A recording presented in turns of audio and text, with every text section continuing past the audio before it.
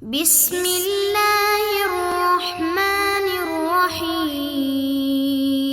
اعوذ باللہ من الشیطان الرجیم، بسم اللہ الرحمن الرحیم، الحمد للہ رب العالمین، الصلاۃ والسلام علی سیدنا و مولانا ابی القاسم محمد وعلی اہل بیتہ الطیبین الطاہرین ولعن الدائم علی اعدائہم الی قیام یوم الدین۔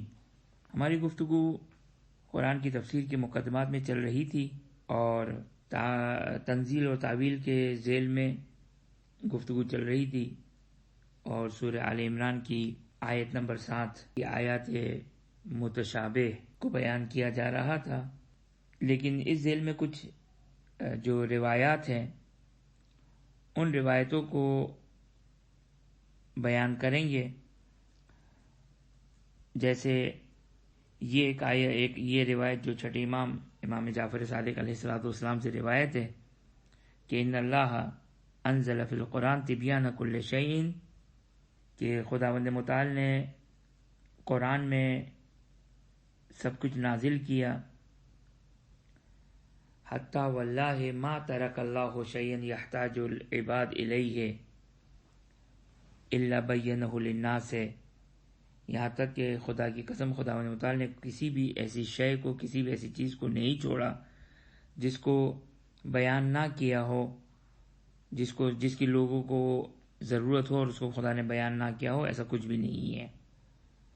یہاں تک کہ کوئی یہ نہیں کہہ سکتا ہے کہ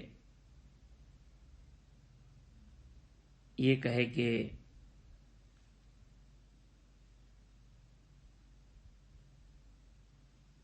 کاش یہ چیز خدا نے قرآن میں نازل کی ہوتی۔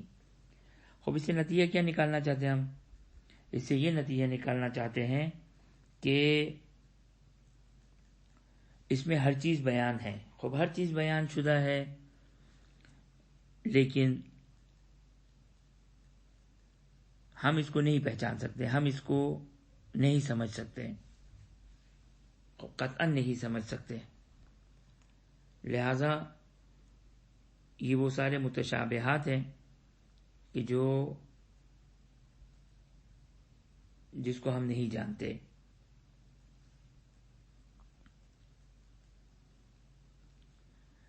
بحر الانوار جلد نمبر 89 کی حدیث نمبر 9 کی یہ تلاوت کی، اور 19، 20، 21 19، 20 اور 21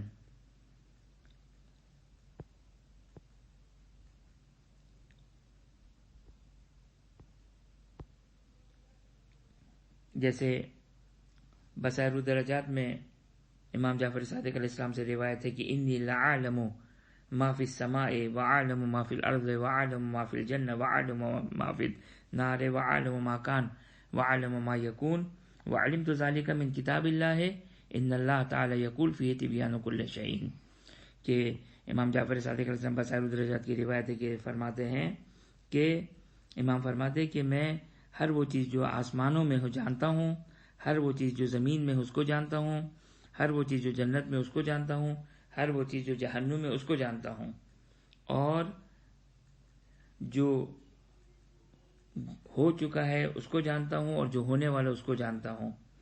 اور امام فرماتے کہ علم تو ذالک من کتاب اللہ ہے، کہ یہ سب کچھ جو میں جانتا ہوں یہ کتاب خدا سے جانتا ہوں، کیونکہ کتاب خدا میں ہے کہ فی یعنی قرآن میں تبیان کل شیء، کہ اس میں ہر چیز بیان ہوئی ہے۔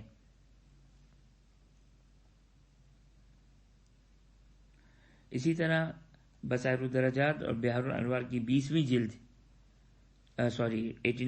کی 20ویں حدیث کہ امام فرماتے ہیں، چھٹے امام سے یہ بھی روایت ہے، چھٹے امام سے یہ ہے کہ نحن واللہ نعلم ما فی السماوات وما فی الارض وما فی الجنہ وما فی النار، کہ زمین و آسمان و جنت و جہنم میں سب کچھ اس کو ہم جانتے ہیں۔ تو راوی پریشان ہو گیا، کہا کہ یعنی کیسے امام جانتے ہیں؟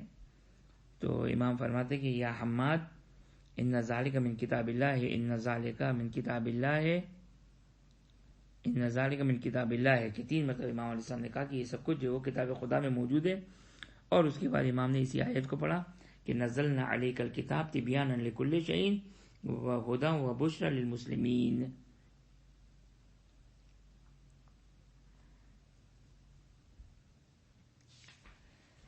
خوب توجہ کریں، ایک نقطہ یہاں پر اس حدیث کی مناسبت سے ممکن ہے کوئی آ کر یہاں پہ یہ استفادہ کرنا چاہے، اور بعید نہیں ہے یہ کہ ہم نے اس کتاب کو نازل کیا تبیانا لکل شیء، کہ جس میں ہر چیز کو بیان کیا گیا، وہدی وبشری للمسلمین، کہ اس میں ہر چیز موجود ہے، یعنی ہدایت سے متعلق.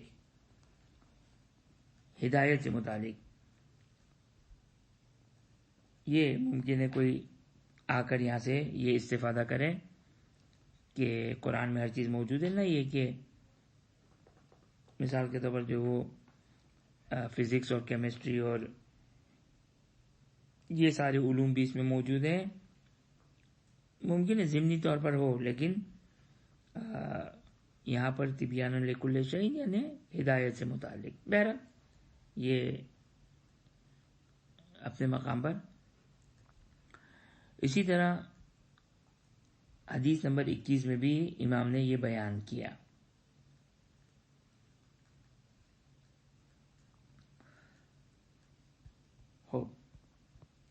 حدیث نمبر 10.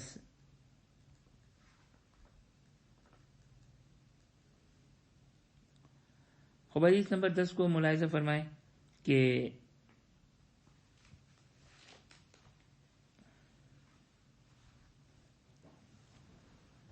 بعید نہیں کہ یہ روایت شاید صحیح بھی ہو، کہ امام علیہ السلام فرماتے کہ ان القرآن زاجر وعامر یأمر بالجنہ ویزجر عن النار وفیہ محکم و متشابہ، کہ قرآن میں روکا گیا ہے اور امر کیا گیا ہے، جنت کا امر کیا ہے اور جہنم سے روکا ہے،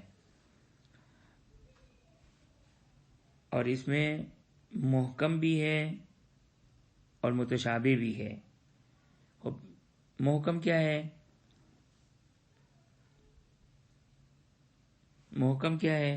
محکم یہ ہے کہ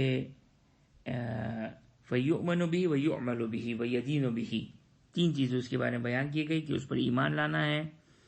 2 ہی چیزیں در حقیقت، اس پر ایمان لانا ہے، اس پر عمل کرنا ہے، اور اس کو دین کا حصہ بنانا ہے.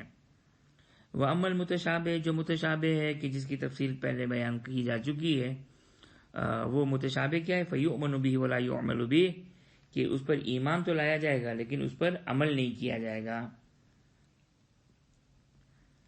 اب یہاں پر ایک نقطہ اور اس حدیث میں، اور امام علیہ السلام فرماتے ہیں کہ وَهُوَ قَوْلُ اللَّهِ عَزَّ وَجَلَّ، کہ خداوند متعال کی آیت کی تلاوت فرماتے ہیں سورہ آل عمران کی آیت نمبر 7.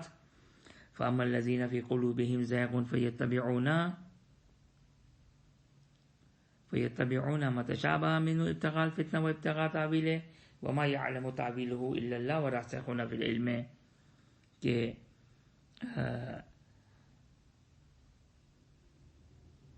یہ نقطہ قابل توجہ ہے.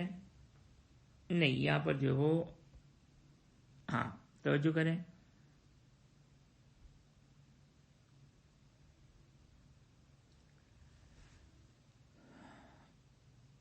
یہاں پر جو ہو بس یہی ایک نقطہ ہے جو بیان کیا کہ آیات محکم اور متشابہ. اس کے بعد حدیث نمبر 14.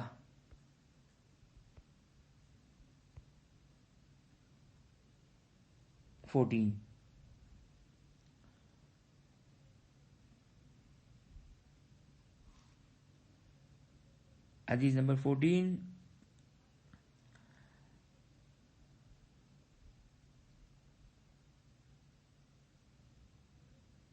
یہ بھی بعید نہیں کہ روایت صحیح ہو، کہ امام فرماتے ہیں کہ سألت ابا جعفر علیہ السلام عن ظاہر القرآن و بطنہ، کہ ظاہر قرآن اور بطن قرآن، ظاہر قرآن اور بطن قرآن کے بارے میں نے سوال کیا. تو امام علیہ السلام فرماتے ہیں، توجہ کریں، اس سے متعلق بات ہم نے گزشتہ گفتگو میں کی تھی کہ ظاہر قرآن اور بطن قرآن. امام علیہ السلام فرماتے ہیں اس روایت کے مطابق کہ ظاہر الذین نزل فیہم القرآن، ظاہر قرآن وہ ہے کہ جن کے بارے میں قرآن نازل ہوا، یعنی جو شان نزول تھے، جن کے اوپر یہ قرآن کی آیت نازل ہوئی. جیسے مثلا روایت آئے نبا ان جاءکم فاسق بنبأ فتبینوا جو پچھلی دفعہ جس کی جو آیت پڑھی تھی ہم نے، اس کا شان نزول کون تھا؟ اگر اشتباہ نہ کروں تو خالد بن ولید یا ولید بن عتبہ، ان دو میں سے کوئی ایک تھا. اب یہ شان نزول، تو یہ ظاہر قرآن ہو جائے گا. بطن قرآن کون ہو جائے گا؟ وَبَطْنُ الَّذِينَ عَمِلُوا بِأَعْمَالِهِمْ. بطن قرآن وہ ہو جائیں گے کہ جو ان کی طرح عمل کرنے والے ہو جائیں گے. آئے نبا کیا کہتی تھی؟ ان جاءکم فاسق بنبأ، کہ اگر فاسق اگر خبر لے کر آئے تو تحقیق کرو. اب شان نزول مثال کے طور پر ولید تھا یا خالد تھا، اور یہ شان نزول تھا اس کا، تو یہ ظاہر قرآن ہو جائے گا. اب قیامت تک جو بھی اس کے نقش قدم پر چلنے والا فاسق ہوگا، یہ بطن قرآن بن جائے گا.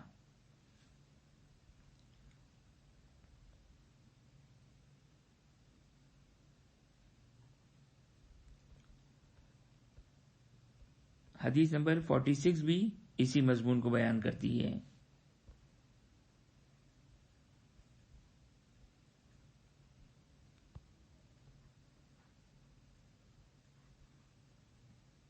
اب یہ حدیث نمبر 46 بھی اسی مضمون کو بیان کرتی ہے. حدیث نمبر 37. اب یہ ہے جابر بن یزید جوفی.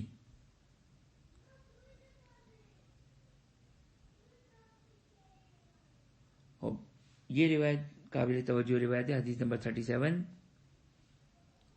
کہ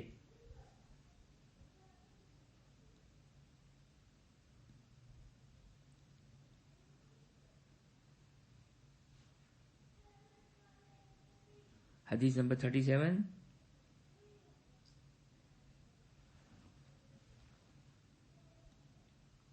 جابر بن یزید جوفی پانچویں امام سے روایت کو نقل کرتے ہیں. کسی شے کی تفسیر، کسی چیز کی تفسیر کا سوال کیا. جابر کہتے ہیں کہ فاجابنی، امام نے ایک جواب دیا. پھر میں نے اسی چیز کے بارے میں تفسیر مانگی تو امام نے ایک دوسرا جواب دیا. یہ توجہ کیجیے گا، امام نے ایک دوسرا جواب دیا، یعنی ایک ہی آیت سے امام نے دو مختلف جوابات دیے. تو فقلت جعلت فداک، میں نے امام سے کہا کہ مجھے آپ پر قربان کیا جائے. كنت اجبتنی فی حاضر مسئلہ بجواب غیر حاضر قبل اليوم، کہ آج آپ نے جو کوئی آیت سے گزشتہ روز یا جو پہلے ایک روز میں نے سوال کیا تو اس کے مختلف آپ نے جواب دیا. تو امام علیہ السلام فرماتے کہ یا جابر ان للقرآن بطنا وللبطن بطن، کہ قرآن کے لیے بطن ہے اور بطن کے لیے بھی بطن ہے. وَلَهُ ظَاهْرٌ وَلِلظَّاهِرِ ظَاهْرٌ، اور قرآن کے لیے ظاہر ہے اور ظاہر کے لیے بھی ظاہر ہے.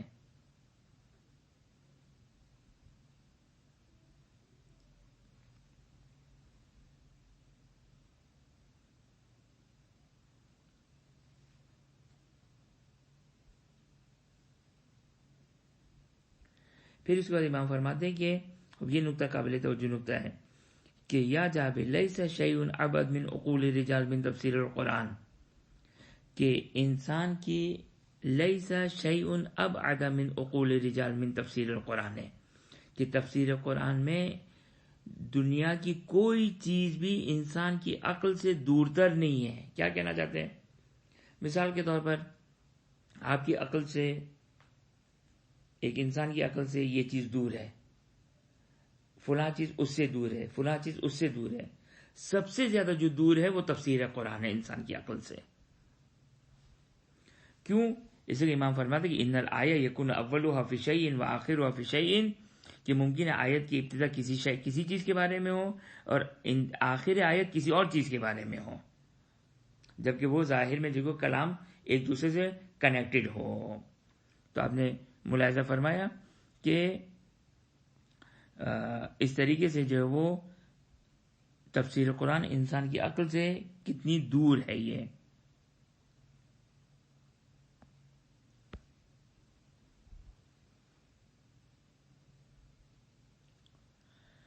حدیث نمبر 39.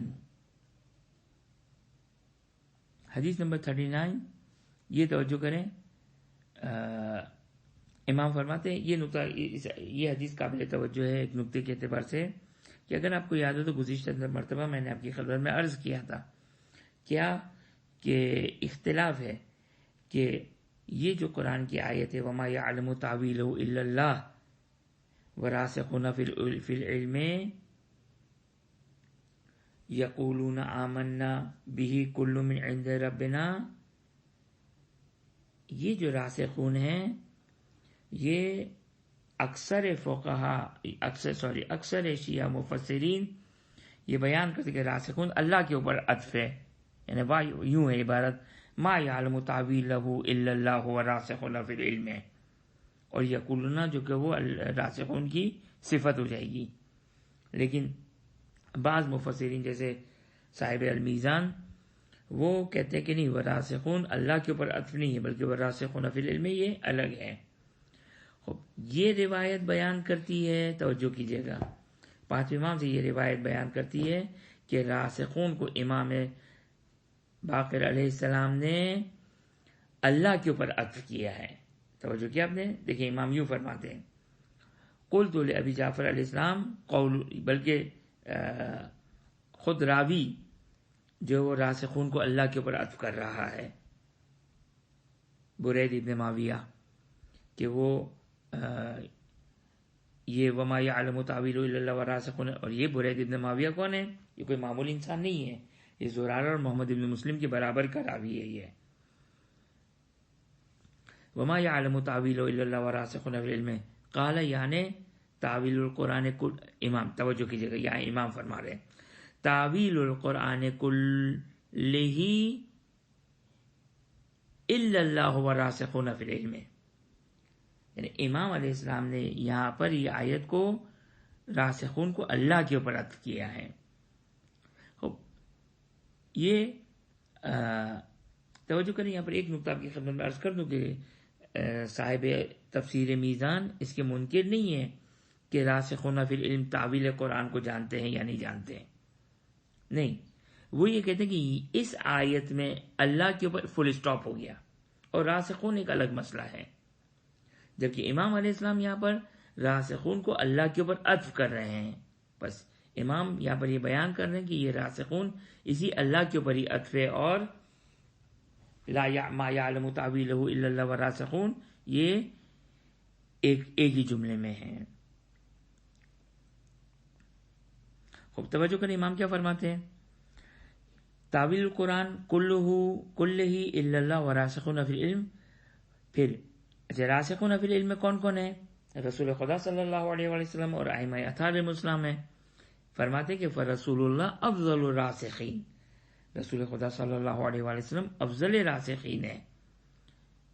وقد علمہ اللہ جمیع ما انزل علیہ من التنزیل والتعویل، اور خداوند متعال نے ہر وہ چیز جو ان کے اوپر نازل کی تنزیل اور تعویل میں سب چیزوں کا علم دیا. وما کان اللہ منزلا علیہ شیئن لا یعلم تعویلہ، اور کوئی بھی ایسی چیز نہیں جو رسول خدا صلی اللہ علیہ وآلہ وسلم نے کے اوپر خداوند متعال نے نازل کی ہو اور رسول خدا اس کی تعویل کو نہ جانتے ہوں. وَأَوْصِيَاؤُهُ مِن بَعْدِهِ يَعْلَمُونَهُ كُلَّهُ، اور اس کے بعد رسول خدا صلی اللہ علیہ وسلم کے بعد جو راسخین ہیں وہ سارے کے سارے اوصیاء ہیں، ائمہ ہیں، من بعدہ ان کے بعد جو سارا کا سارا جو کہ وہ وہی کچھ جانتے ہیں کہ جو رسول خدا صلی اللہ علیہ وسلم جانتے ہیں. فقال الذین لا یعلمون ما نقول اذا لم نعلم تعویلہ، بس وہ لوگ جو نہیں جانتے ان چیزوں کو، خلاصہ یہ کہ اس کے بعد جو صفت ہے کہ جو ان کی راسخون کی بیان کی گئی وہ کیا ہے، یقولون آمنا بہ کل من عند ربنا، کہ ہم ایمان لاتے ہیں اس پر کہ سب کچھ جو وہ خداوند متعال کی جانب سے ہے. والقرآن لہ خاص و عام و ناسخ و منسوخ و محکم و متشابہ فراسخون فی العلم یعلمونہ، کہ قرآن میں عام بھی ہے، خاص بھی ہے، ناسخ بھی ہے، منسوخ بھی ہے، محکم بھی ہے، متشابہ بھی ہے، اور راسخون فی العلم جو وہ سب کچھ جانتے ہیں. اسی طرح حدیث نمبر 40 اور 41 میں بھی امام علیہ السلام نے راسخون کو اہل بیت اطہار علیہ السلام سے بیان کیا کہ جو تاویل قرآن کو جانتے ہیں. حدیث نمبر 45 بھی تقریباً جو وہ گزشتہ ایک روایت گزر گئی اس سے جو کہ وہ سملر ہے، اس لیے اس کو بھی چھوڑ دیتے ہیں. حدیث نمبر 47 پانچویں امام سے ہے، ما فی القرآن آیت الا ولہا ظاہر و باطن و بطن، کہ قرآن میں کوئی بھی ایسی آیت نہیں کہ جس میں ظاہر اور باطن نہ ہو.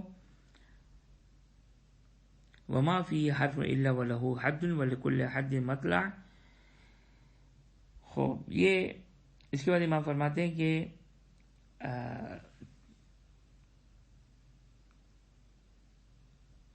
قال ظاہر و بطن تعویلہ منہ ما مضی و منہ ما لم یکن بعدو یجری کما تجری الشمس والقمر، کہ بطن تعویل میں سے بعض وہ ہے جو گزر چکا ہے، بعض وہ ہے جو گزرے گا. تعویل کی میں نے دیکھی توجہ کریں، میں نے یہ بھی اس کی مثال دی تھی کہ مثال کے طور پر جو وہ پانچویں امام سے یہ روایت ہے. خب آئے جو ولایت انما ولیکم اللہ و رسولہ تنزیل کے اعتبار سے کون ہے؟ اس کا مصداق امیر المومنین ہے. امام حسن امام حسین چوتھے امام یہ تعویل ہو جائیں گے، یہ تعویل ہو جائیں گے. تعویل کا مطلب کیا تھا کہ جن پر قرآن کی آیت نازل ہوئی وہ تنزیل، اور جو اس کے مانند عمل کرنے والے ہو جائیں گے وہ تعویل کی مثال ہو جائے گی. تو وہ جو کچھ گزر چکے ہیں وہ کون کون ہو جائیں گے؟ امام حسن امام حسین اور چوتھے امام، چونکہ پانچویں امام سے روایت ہے. ومن ما لم یکن بعد، اور ان میں سے بعض وہ جو ابھی تک نہیں ہوئے ہیں وہ کون ہو جائیں گے؟ چھٹے امام، ساتویں امام، آٹھویں امام. اور فرماتے کہ یہ آیت اسی طرح جاری ہوتی ہے جس طریقے سے چاند و سورج جو وہ جاری ہوتے ہیں. یعنی کیا مطلب چاند و سورج جاری ہوتے ہیں؟ یعنی جس طریقے سے ہر روز چاند آتا ہے اور چاند کی روشنی جن جن لوگوں پر آتی ہے، پھر اس کے بعد دوسرے دن چاند آتا ہے، اسی طرح سورج آتا ہے، دوسرے دن سورج آتا ہے. تو قرآن کی آیات بھی اسی طریقے سے الی یوم القیامہ جو وہ چلتی رہتی ہیں.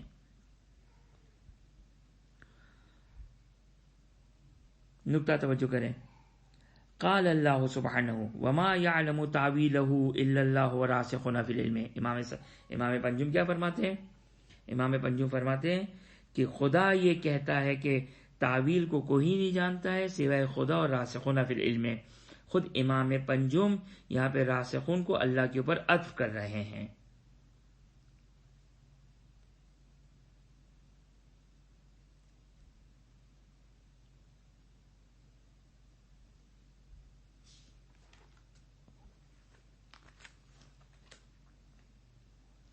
حدیث نمبر 52 میں، حدیث نمبر 54 میں کہ جس کا مفہوم پہلے بیان کیا تھا، رسول خود چھٹے امام جعفر صادق علیہ السلام رسول خدا صلی اللہ علیہ وآلہ وسلم سے روایت کو نقل کرتے ہیں کہ ان منکم من یقاتل علی تعویل القرآن کما قاتلت علی تنزیلہ، کہ تم میں سے بعض وہ ہے جو تعویل قرآن پر جنگ کریں گے، کہ جنگ صفین اور جنگ جمل کی تفصیل بیان کی تھی. یہ تعویل قرآن ہے. اور میں نے جو وہ تنزیل قرآن پر نازل جنگ کی ہے، وہ کون ہے کہ جن میں تم میں سے جو تعویل قرآن پہ جنگ کرے گا؟ وہ علی بن ابی طالب علیہ الصلوۃ والسلام.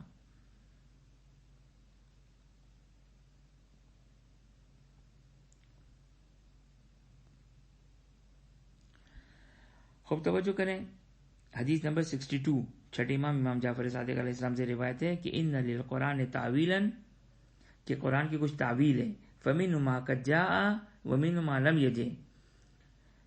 یجی، کہ تعویل قرآن سے بعض گزر چکی ہیں اور بعض نہیں گزری ہیں. اور فاذا وقع تعویل فی زمان امام من الائمہ عرفہ امام ذلک الزمان، اور جب تعویل کا وقت آتا ہے امام کے زمانے میں تو امام کو پتہ چل جاتا ہے کہ یہ کس کے حق میں تعویل ہے، امام پہچانتے ہیں اس کو.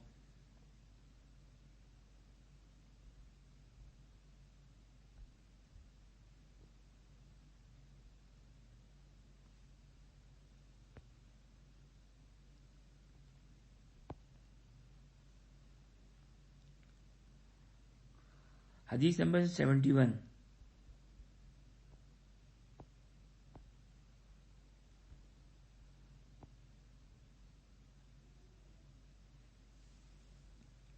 حدیث نمبر 71 کیا ہے؟ حدیث نمبر 71 یہ ہے کہ کوئی بھی چیز جس میں دو لوگ اختلاف کرتے ہیں کہ ایسا ہے یا ایسا ہے، اس کی اصل جو وہ کتاب اللہ میں ہے، قرآن میں ہے. اس کی اصل اور اس کی بنیاد قرآن میں ہے، کہ جس کو انسان کی عقل جس تک نہیں پہنچ سکتی ہے.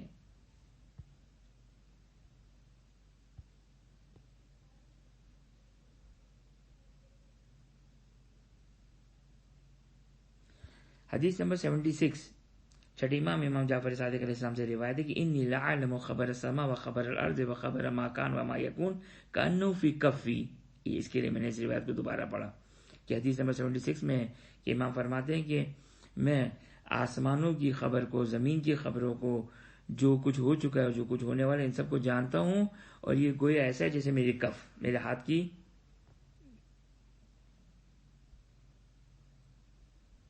میرا ہاتھ ہے، جس طرح میرا ہاتھ ہے اس طرح میں جانتا ہوں. یعنی میرے لیے اس طرح روزے روشن کی طرح واضح ہے. اور یہ قرآن کی آیت پھر امام نے تلاوت فرمائی کہ فی تبیان کل شیء.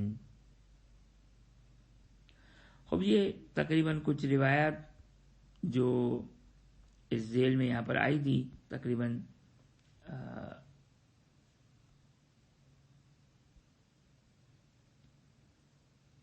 اس باب میں جتنی روایت آئی تھی، ان سب کو جو ہمارے موضوع سے ریلیٹڈ تھی وہ آپ کی خدمت میں عرض کی. شروع کرتے ہیں سورہ الحمد کی تفسیر کو شروع کرتے ہیں انشاءاللہ. اور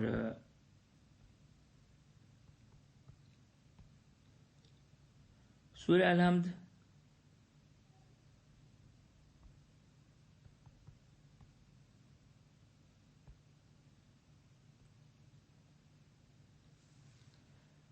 سورہ الحمد کی تفسیر. اعوذ باللہ من الشیطان الرجیم. بسم اللہ الرحمن الرحیم. بسم اللہ الرحمن الرحیم. الحمدللہ رب العالمین الرحمن الرحیم مالک یوم الدین ایاک نعبد و ایاک نستعین اهدنا الصراط المستقیم صراط الذین انعمت علیہم غیر المغضوب علیہم ولا الضالین.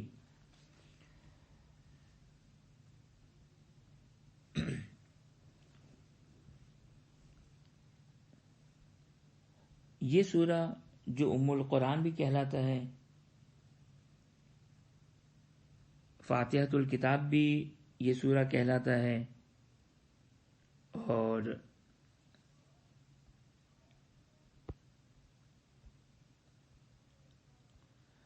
اب یہاں پر چند روایات جو اس کی فضیلت میں، کچھ روایات آپ کی خدمت میں تلاوت کرتے ہیں کہ جو اس سورے سے متعلق جو روایات آئی ہیں،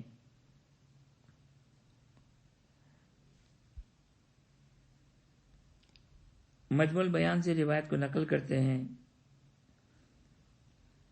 کہ جو شخص نماز کے بعد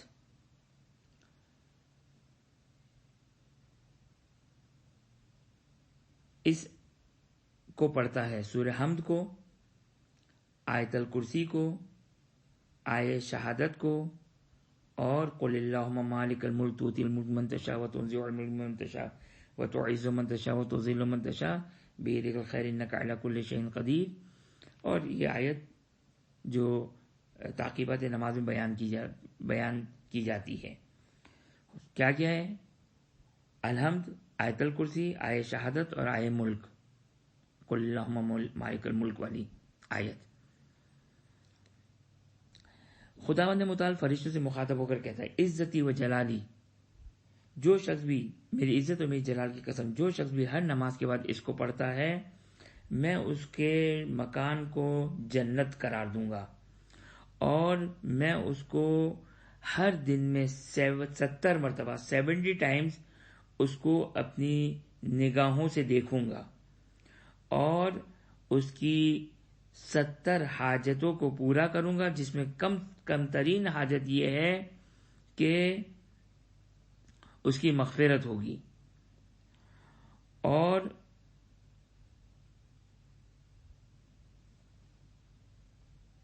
اس کو میں ہر اس کے دشمن سے اس کو محفوظ رکھوں گا. یہ تاکیبات نماز میں بھی اس کا بیان کیا جاتا ہے. انشاءاللہ اگر مجھے موقع ملا تو یہ جو گروپ میں انشاءاللہ میں اس کی بیان کر دوں گا کہ کیا کیا ہے. سورہ الحمد، آیت الکرسی، آیے شہید اللہ، اور آیے قل اللہم مالک الملک. یہ 4 چیزیں جو پڑھے گا اس کے لیے ہر نماز کے بعد، یہ اس کے لیے ثواب بیان کیا گیا.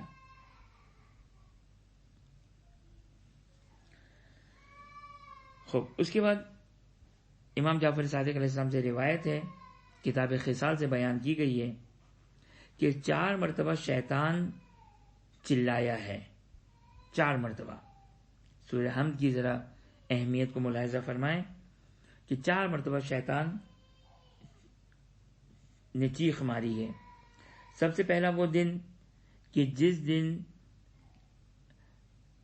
شیطان آسمانوں سے 7ویں آسمان سے دھتکارا گیا اور اس پہ لعنت ہوئی اور اس کو نکالا گیا.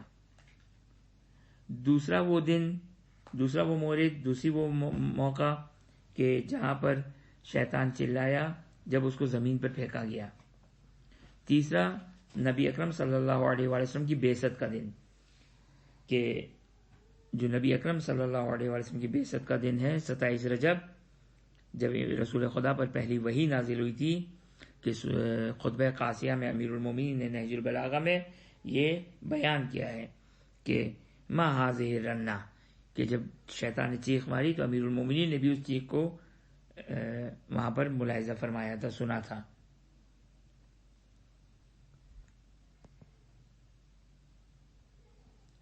تو یہ تیسرا مورد ہے. اور چوتھا مورد کیا ہے؟ جب سورہ الحمد نازل ہوئی تو اس وقت شیطان چلایا تھا.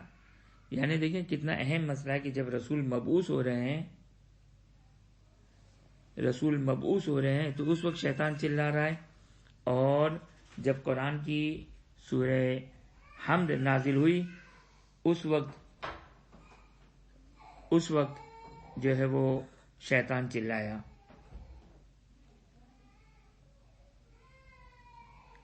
حدیث نمبر 4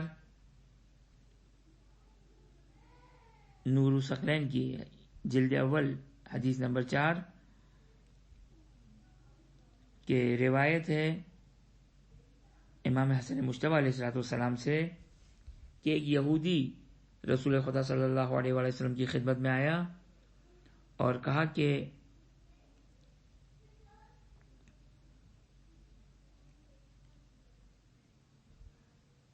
وہ 7 چیزیں بتائیے کہ جو خداوند متعال نے آپ کو عطا کی ہے تمام انبیاء کے درمیان اور کسی اور کو عطا نہیں کی، اور آپ کی امت کو عطا کی ہے اور امت سابقہ میں سے کسی کو عطا نہیں کی. تو نبی اکرم صلی اللہ علیہ وسلم نے فرمایا کہ وہ فاتحۃ الکتاب ہے، یعنی سورہ حمد. تو وہ یہودی کہتا ہے کہ آپ نے بالکل صحیح فرمایا، کیونکہ وہ کتاب توریت سے جانتا تھا یہ کہ جو کسی بھی نبی کو سورہ حمد عطا نہیں کی گئی. اور پھر سوال کرتا ہے یہودی کہ جو شخص سورہ فاتحہ کی تلاوت کرے اس کا کیا ثواب ہے؟ تو رسول خدا صلی اللہ علیہ وسلم فرماتے ہیں کہ جو شخص بھی سورہ فاتحہ کی کتاب پڑھے، سورہ فاتحہ کی تلاوت کرے گا، خداوند متعال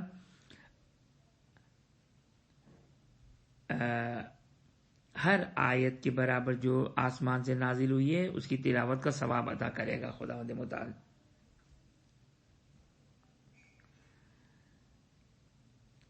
ایک اور روایت ہے جابر سے کہ شاید جابر بن عبداللہ انصاری، جابر بن عبداللہ انصاری ہوں گے، نبی اکرم صلی اللہ علیہ وسلم سے.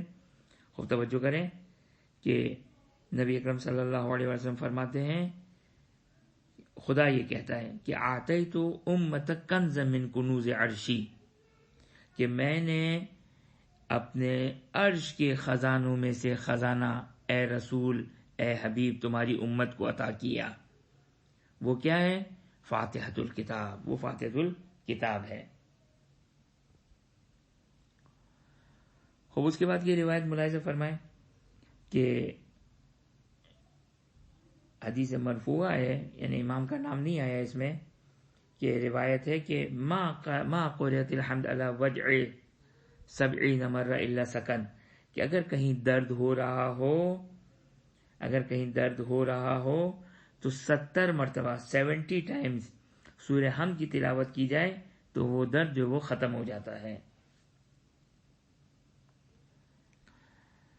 نور ثقلین کی حدیث نمبر 7 پانچویں امام سے روایت ہے کہ ما لم یبرأہ الحمد لم یبرأہ شیء، اگر سورہ حمد اگر کسی کو اگر آرام اور کسی چیز سے چھٹکارا نہ کروا سکے، کسی بلا کسی مصیبت سے، تو پھر دنیا کی کوئی چیز بھی جو وہ اس کا چھٹکارا اسے نہیں مل سکتا ہے۔ اس کے بعد کی حدیث صحیح ہے یہ کہ چھٹے امام جعفر صادق علیہ السلام سے منقول ہے کہ اگر سورہ حمد کو اگر میت کے اوپر اگر پڑھا جائے 70 مرتبہ، اگر اس کی روح اگر پلٹ کر آ جائے تو تعجب نہ کرنا، یعنی پاسبل ہے کہ اس کی روح جو کہ واپس پلٹ کر آ سکتی ہے۔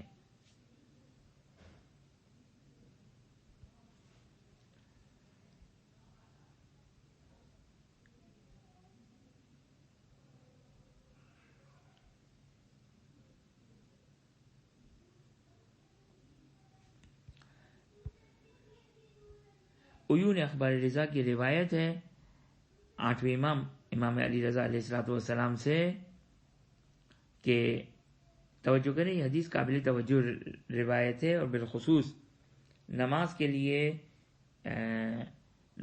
لیے انسان نماز میں خضوع خشوع کے لیے اس اگر روایت کو انسان اگر اپنے سامنے رکھے تو اس کے خضوع خشوع کا لیول جو وہ بڑھ جاتا ہے۔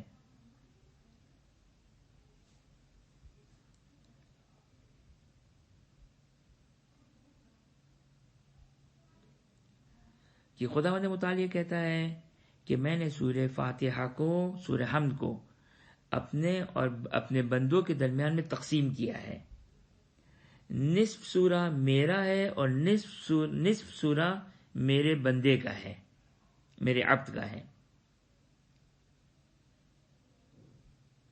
اور جو بندہ مجھ سے سوال کرتا ہے میں اس کو عطا کروں گا۔ اس کے بعد خدا کہتا ہے اذا قال العبد، جب بندہ کہتا ہے بسم اللہ الرحمن الرحیم، تو خداوند متعال یہ کہتا ہے کہ بدا عبدی باسمی وحق علی ان اتم له امورہ وابارک له فی احوالہ۔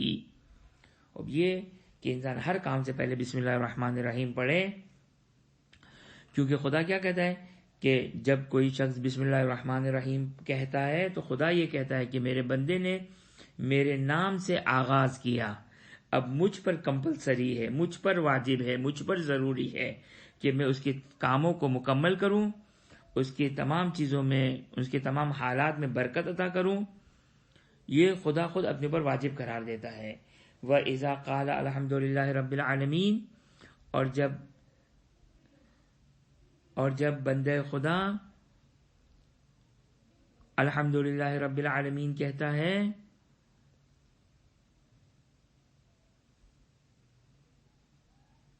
تو خدا یہ کہتا ہے حمدنی عبدی، میرے بندے نے حمد کی میری، وعلم ان، توجہ کریں، وعلم، جب بندہ کہتا ہے الحمدللہ رب العالمین تو خدا کہتا ہے کہ میرے بندے نے حمد کی، وعلم ان النعم التي له من عندي، اور میرا بندہ یہ جانتا ہے کہ جو نعمتیں اس کے لیے ہیں وہ میری جانب سے ہیں، وَأَنَّ الْبَلَايَا الَّتِي دَفَعَتْ عَنْهُ فَبِطَوْلِي، اور جو بلایا اس سے ٹلتی ہے، اس سے دور ہوتی ہے، یہ میرے سبب سے ہے، یہ وہ جانتا ہے۔ لہٰذا اب میں کیا کروں گا، اشہدکم، اے ملائکہ میں تم کو گواہ قرار دیتا ہوں، انی اضیف الہ الی نعم الدنیا نعم الآخرہ، اے میرے فرشتوں گواہ رہنا کہ اس نے جب یہ جان کر کہ نعمت میری جانب سے اور بلا میں اس کی دور کرتا ہوں جس پر اس نے حمد کی ہے، لہٰذا اے فرشتوں گواہ رہنا کہ میں اس کی نعمت خدا کے اوپر اس کی نعمت آخرہ کا اضافہ کروں گا، اور دنیا کی بلاؤں کی طرح آخرت کی بلا بھی جو کہ اس سے میں ٹالوں گا اور دور کروں گا۔ وَإِذَا قَالَ الرَّحْمَنُ الرَّحِيمُ، الرحمن الرحیم، اور جب بندہ کہتا ہے رحمان الرحیم تو خداوند متعال کہتا ہے کہ شہد علی عبدی، کہ میرے بندے نے میرے لیے گواہی دی۔ کہ کیا گواہی دی؟ کہ میں رحمان بھی ہوں رحیم بھی ہوں۔ لہٰذا اے فرشتو اب گواہ رہنا، اشہدکم، میں تم کو گواہ بناتا ہوں، لأوفرن من رحمتی حظہ، اب میں اپنی رحمت کا حصہ اور بڑھا دوں گا، اور اپنی رحمت کو اپنے بندے کے اوپر نازل کروں گا، اور اپنی عطا سے اس کو جو کہ وہ سے نوازوں گا، مزید اپنی عطاؤں سے نوازوں گا۔ اور جب میرا بندہ کہتا ہے کہ فَإِذَا قَالَ مالک یوم الدین، اور جب وہ مالک یوم الدین کہتا ہے تو خدا کہتا ہے اشہدکم، اے فرشتوں گواہ رہنا، کما اعترف انی انا الملک یوم الدین، اے فرشتوں گواہ رہنا کہ جس طریقے سے اس نے اعتراف کیا کہ میں یوم الدین کا مالک ہوں، لأسهلن یوم الحساب حسابہ، تو اب میں قیامت کے دن اس کے حساب کو آسان کروں گا۔ ولا تجاوزن عن سیئات،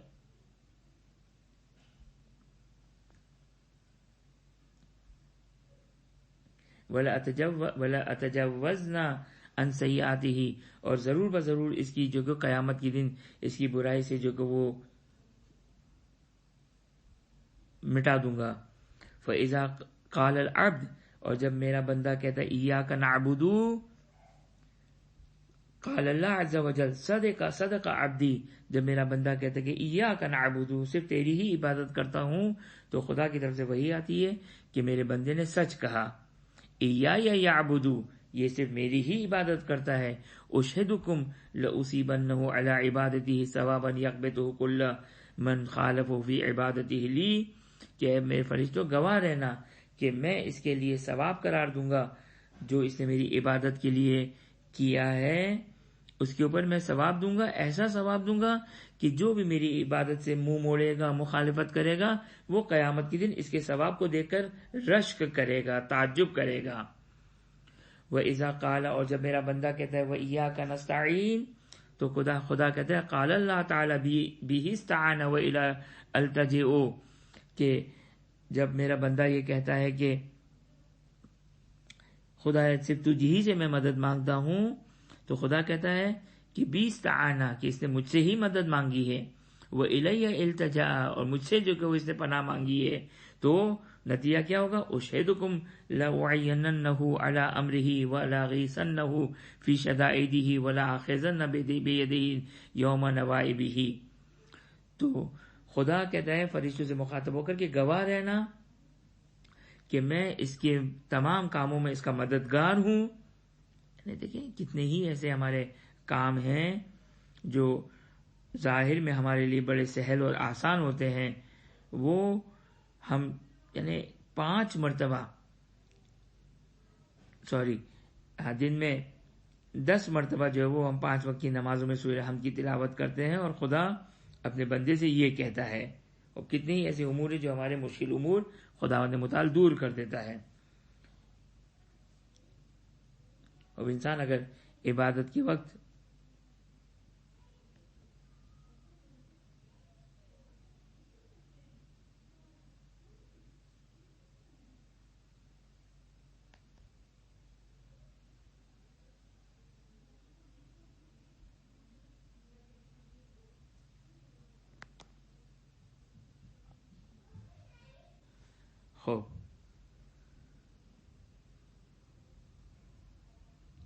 خوب اگر انسان عبادت کے وقت اگر اس کو اپنے ذہن میں رکھے،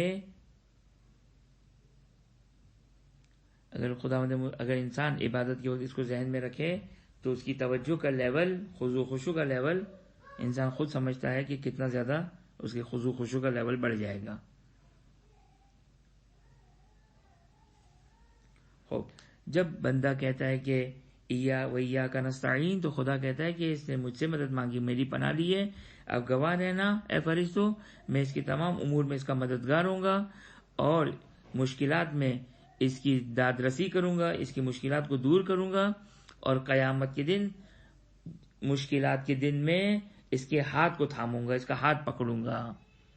وَإِذَا قَالَ اهْدِنَا الصِّرَاطَ الْمُسْتَقِيمَ إِلَىٰ آخِرِ سورہ، اور جب میرا بندہ کہتا ہے اهْدِنَا الصِّرَاطَ الْمُسْتَقِيمَ صِرَاطَ الَّذِينَ أَنْعَمْتَ عَلَيْهِمْ آخر سورہ تک، تو خداوند متعال کہتا ہے هَٰذَا الْعَبْدِ وَلِعَبْدِ مَا سَأَلَ، کہ یہ میرا بندہ ہے اور میں اپنے بندے کو عطا کروں گا جو اس نے سوال کیا ہے۔ فقد استجبت لعبدی، بس میں اپنے عبد کی اجابت کروں گا، اس کی حاجت کو پورا کروں گا۔ وآتیتہ ما امل، اور جو بھی اس نے خواہشات کی اس کو میں عطا کروں گا۔ وآمنتہ مما وجل منہ، اور جس سے وہ خائف ڈرتا ہے، اہدنا الصراط المستقیم کا سوال کیا ہے، اہدنا الصراط المستقیم کا سوال کیا ہے، وہ میں اس کو عطا کروں گا۔ اور جس چیز کے بارے میں وہ خائف ہے، یعنی غیر المغضوب علیہم ولا الضالین، یہ جو جن پر خدا کا غضب ہے، جو گمراہ لوگ ہیں، ان سے اس نے اپنے خوف کا اظہار کیا، ان سے میں نجات دوں گا۔ خوب حدیث نمبر نور الثقلین کی حدیث نمبر 10 اور 11، خوب توجہ کریں۔ یہ حدیث دو حدیثوں میں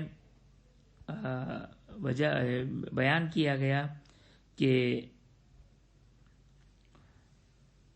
سورہ فاتحہ کو سبع المثانی بھی کہا جاتا ہے۔ سبع المثانی، سبع المثانی کیوں کہا جاتا ہے اس کو انشاءاللہ بیان کریں گے۔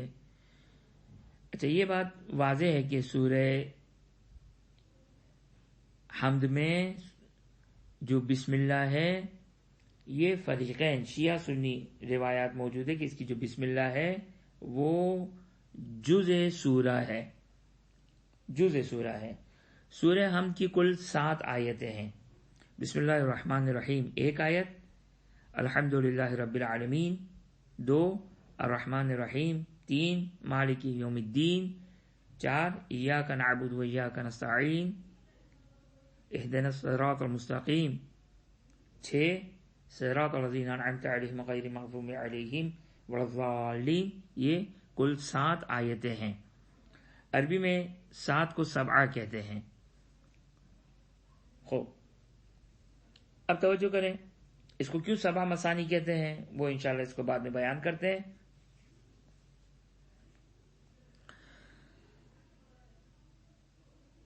خوب، روایت ہے امام رضا علیہ السلام سے کہ وہ اپنے آبا و اجداد سے امیر المومنین سلام اللہ علیہ سے روایت کو نقل کرتے ہیں کہ فرماتے ہیں امیر المومنین کہ میں نے رسول خدا صلی اللہ علیہ وسلم کو سنا کہ رسول کیا فرماتے ہیں، یقول ان اللہ تبارک و تعالی قال لی، کہ خداوند متعال نے مجھے کہا، مجھے کہا یعنی کس کو کہا؟ خدا نے ختمی مرتبہ صلی اللہ علیہ وسلم سے کہا، کیا کہا؟ یا محمد وَلَقَدْ آتَيْنَاكَ سَبْعًا مِنَ الْمَثَانِي وَالْقُرْآنِ الْعَظِيمِ، کہ اے محمد صلی اللہ علیہ وآلہ وسلم میں نے تم کو 2 چیزیں عطا کی، ایک سبع المثانی، ایک قرآن العظیم، یعنی قرآن کے مقابلے میں سورہ فاتحہ کا تذکرہ ہو رہا ہے۔ توجہ کیا؟ قرآن کے مقابلے میں سورہ فاتحہ کو، یعنی 2 چیزیں ہم نے عطا کی، ایک سورہ فاتحہ سبع من المثانی اور ایک قرآن۔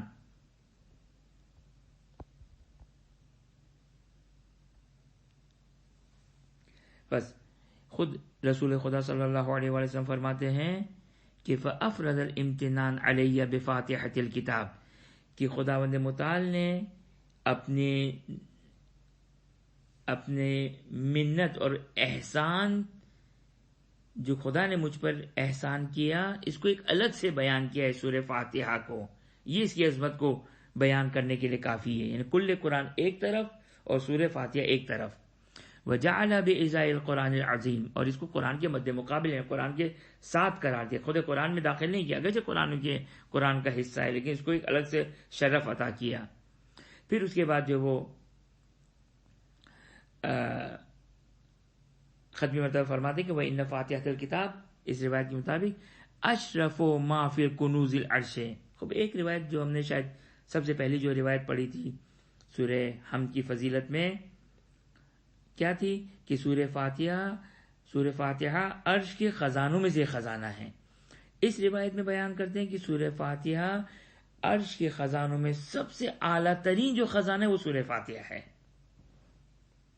وَإِنَّ اللَّهَ عَزَّ وَجَلَّ خَصَّ مُحَمَّدًا صلی اللہ علیہ وآلہ وسلم وَشَرَّفَهُ بِهَا کہ نبی اکرم صلی اللہ علیہ وآلہ وسلم توجہ کریں تمام انبیاء میں خداوند متعال نے ختمی مرتبہ صلی اللہ علیہ وآلہ وسلم کو سورہ فاتحہ کے ساتھ مخصوص قرار دیا ہے اور نبی اکرم کو سورہ فاتحہ کے ذریعے سے مشرف کیا ہے.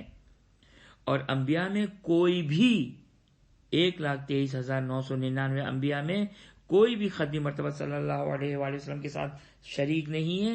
صرف حضرت سلیمان وہ بھی صرف اور صرف سورہ فاتحہ کی بسم اللہ عطا کی گئی ہے. یعنی اس سے پتہ چلے کہ یہ بسم اللہ بھی مخصوص ہے صرف اور صرف ختمی مرتبہ تو حضرت سلیمان کے ساتھ. خوب اور پھر وہ بیان کیا کہ سورہ نمل میں ظاہر سورہ نمل میں وہاں پر حضرت سلیمان نے جو بلقیس جناب حضرت سلیمان نے جو بلقیس کو خط لکھا تھا اس میں بسم اللہ الرحمن الرحیم تحریر کیا تھا. اس کے بعد فرماتے ہیں کہ الا فمن قرأها معتقدا لموالاته. دیکھیں توجہ کیجیے گا اس سے پہلے والی جو حدیث پڑھی ممکن ہے وہ بھی کوئی بعد میں سوال کرے اس کا میں یہیں پر جواب دے دوں کہ ممکن ہے کوئی آ کر کہ بھائی اس کو سورہ فاتحہ کو تو شیعہ بھی پڑھتا ہے غیر شیعہ بھی پڑھتا ہے تو کیا یہ ساری باتیں کہ یعنی وہ تو صراط مستقیم پر نہیں ہے تو جبکہ خدا کہتا ہے کہ اس نے جب مجھ سے سوال کیا تو میں اس کو عطا کروں گا. تو یہ جو حدیث ہے اب جو حدیث پڑھ رہے ہیں یہ اس کو گویا بیان کر رہے ہیں کہ یہ ان لوگوں کے لیے کہ جو محمد و آل محمد کی ولایت کو قبول کرنے والے ہوں. دیکھیں الا فمن قرأها معتقدا لموالات محمد و آلہ الطیبین منقادا لامرہما مؤمنا بظاہرہما و باطنہما کہ جو شخص اس کی قرات کرتا ہے سورہ حمد کی معتقدا اعتقاد کے ساتھ محمد و آل محمد کی ولایت کے ساتھ اور ان کے امر کی اطاعت کرنے والا ہو اور محمد و آل محمد کے ظاہر اور باطن کے اوپر ایمان لانے والا ہو تو خداوند متعال ان کو ہر حرف ایک کتنے حرف ہیں آیت تو 7 ہے اب اس کے اندر کتنے الفابیٹ ہیں خدا ہر الفابیٹ کے بدلے میں اس کو حسنہ عطا کرے گا نیکی عطا کرے گا کہ وہ نیکی کہ کل واحدۃ منھا افضل لہ من الدنیا وما فیہا من اصناف اموالہا وخیراتہا کہ خدا ہر حرف ہر الفابیٹ کے لیے نیکی عطا کرے گا کہ جو نیکی دنیا اور دنیا میں جو مال و دولت و خیرات و نیکی اچھائیاں ہیں ان سب سے افضل حسنہ عطا کرے گا ہر عدد کے بدلے میں. ومن استمع الی قاری یقرأھا اور جو شخص سنتا ہے توجہ کریں جو شخص سورہ حمد کو سنتا ہے خداوند متعال جو پڑھنے والے کو ثواب عطا کرے گا سننے والے کو بھی وہی ثواب عطا کرے گا. وصلی اللہ علی محمد وآلہ الطاہرین. اس کے علاوہ انشاءاللہ کچھ اور روایت ہے اور انشاءاللہ اگلی دفعہ ہم بیان کریں گے کہ اس کو سبع مثانی سورہ حمد کو سبع مثانی کیوں کہتے ہیں. انشاءاللہ اس کی تفصیل اگلی دفعہ بیان کریں گے. وآخر دعوانا الحمدللہ رب العالمین. سبسکرائب کیجئے ذکر ٹی وی اور اس علم کے سفر میں ہمارے قدم کے ساتھ قدم ملائیے.